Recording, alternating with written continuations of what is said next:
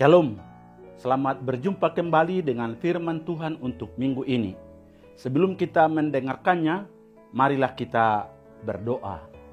Damai sejahtera yang melampaui segala akal, yang datangnya daripada Kristus Yesus Tuhan kita, kiranya menyertai hati, pikiran, perasaan, dan seluruh hidup saudara di saat mendengarkannya saat ini.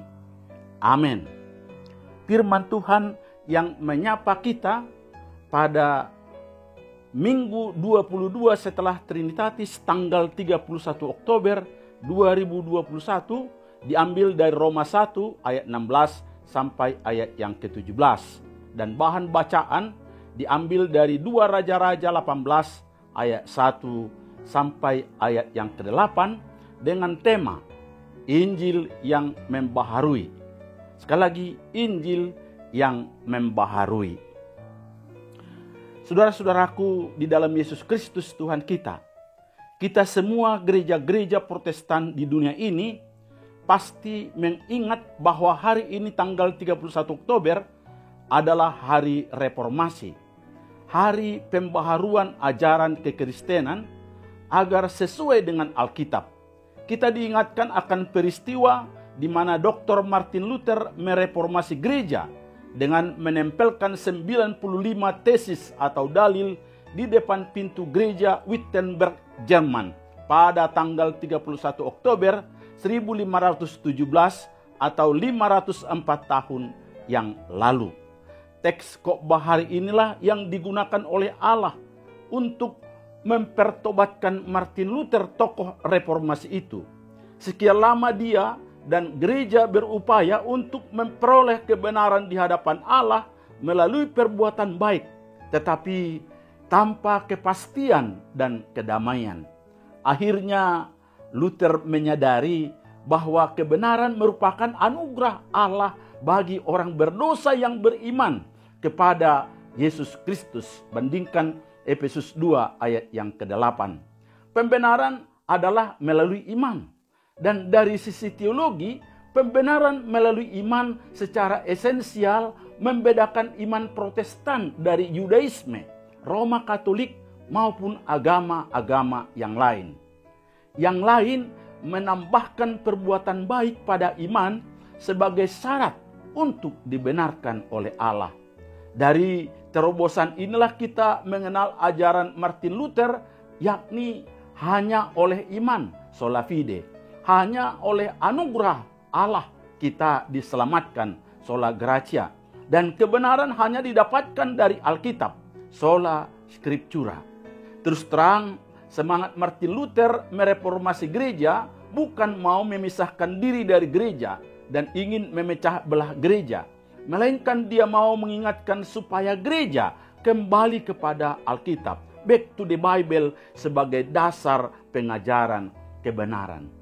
Dengan tema Injil yang membaharui menunjukkan bahwa evangelion atau berita baik adalah benar sebagai berita baik, berita manis, berita indah yang menyenangkan, dan berita yang sangat luar biasa membawa keselamatan, damai sejahtera, dan sukacita.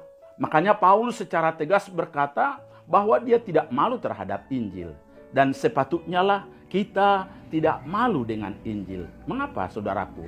Selain Injil adalah berita baik, berita indah, juga karena Yesus Kristus sendiri pernah memperingatkan para pengikutnya, memperingatkan kita untuk tidak malu karena dia atau perkataannya. Bandingkan Markus 8 ayat 38. Dalam 2 Timotius 2 ayat 15, Paulus menasihati Timotius untuk menjadi seorang pekerja yang tidak usah malu, yang berterus terang memberitakan perkataan kebenaran itu. Benar, saudaraku, ada orang yang merasa malu mengungkapkan keyakinannya di depan publik atau orang lain. Dia mungkin beranggapan bahwa berita Injil terkesan terlalu sederhana, bahkan aneh.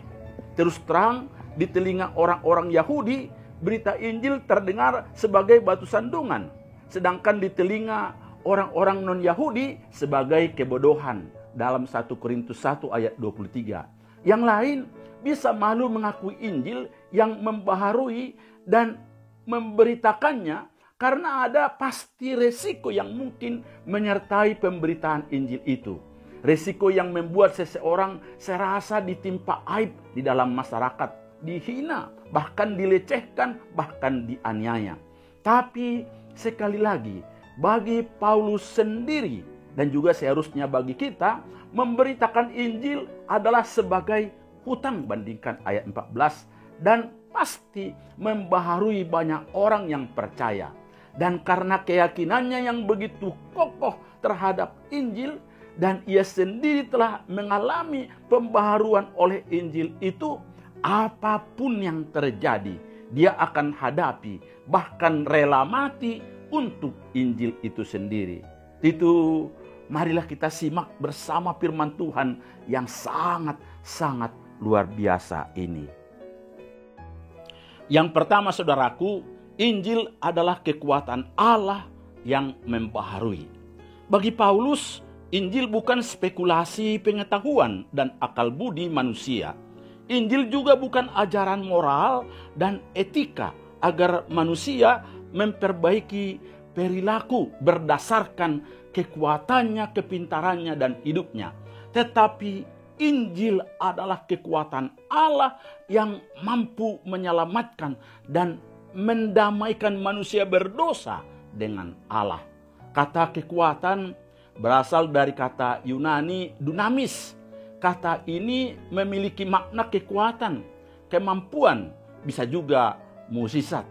Injil adalah kekuatan Allah, berarti keselamatan itu berasal dari Allah. Sumber dari kekuatan itu adalah Allah sendiri. Tidak ada partisipasi sedikit pun dari manusia dalam kekuatan ini. Hanya kekuatan Allah sajalah, atau hanya karena kemurahan hati Allah sajalah sehingga manusia dapat selamat. Sehingga kita dapat mengartikan kekuatan Allah ini dengan dua cara, yaitu Injil adalah berita mengenai perbuatan Allah yang kuat, memiliki kemampuan untuk menyelamatkan. Dan yang kedua, Injil itu sendiri mengandung kekuatan ilahi sehingga pasti membawa hasil, yakni menyelamatkan setiap orang yang percaya kepadanya. Percaya yang sedang dan secara terus-menerus percaya kepada Yesus.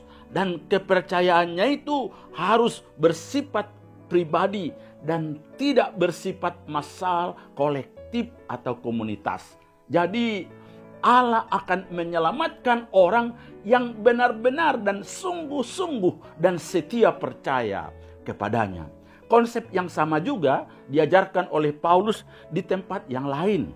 Sebab pemberitaan tentang salib memang adalah kebodohan bagi mereka yang akan binasa. Tetapi bagi kita yang diselamatkan, pemberitaan itu adalah kekuatan Allah. 1 Korintus 1 ayat 18. Begitu juga dalam Yohanes 1 ayat 12 firman Tuhan berkata, tetapi semua orang yang menerimanya diberinya kuasa supaya menjadi anak-anak Allah, yaitu mereka yang percaya dalam namanya atau dalam nama Yesus. Di sini kita melihat bahwa Allah tidak meminta manusia untuk berbuat baik untuk selamat, atau akan dibaharuinya menjadi umat yang dikasihinya dengan beramal dahulu. Tetapi cukup hanya dengan percaya saja kepada Kristus. Iman kepada Kristuslah yang menyelamatkan orang berdosa. Mengapa dikatakan cukup percaya? Karena ada banyak konsep keselamatan harus dengan berbuat baik dan beramal dulu, sehingga nanti Allah akan membalas atau menimbang kebaikan dan kesalahannya itu. Siapa yang didapati paling banyak berbuat baik dan beramal, ia akan selamat. Tetapi jika tidak beramal, akan masuk neraka.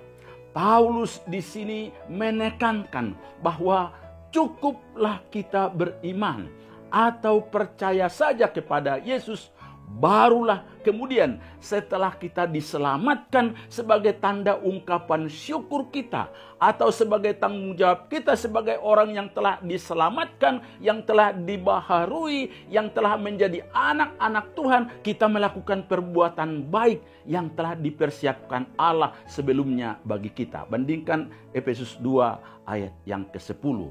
Selanjutnya, Paulus mengungkapkan bahwa keselamatan itu pertama-tama untuk orang Yahudi, tetapi juga untuk orang Yunani. Memiliki makna bahwa keselamatan itu disediakan bagi semua orang yang mau percaya kepadanya.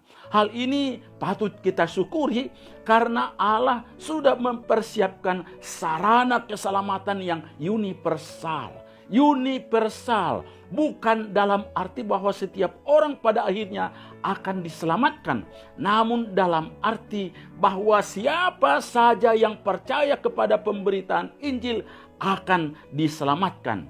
Tidak ada batasan apapun. Allah tidak memandang muka, baik Yahudi, Yunani, Batak, Jawa, Nias, Eropa, Papua, Cina, dan lain-lain, dan seluruh dunia ini. Pokoknya siapa saja yang percaya kepada Yesus pasti diselamatkan. Puji Tuhan, saudaraku. Yang kedua, di dalam Injil Yesus Kristus nyata kebenaran Allah.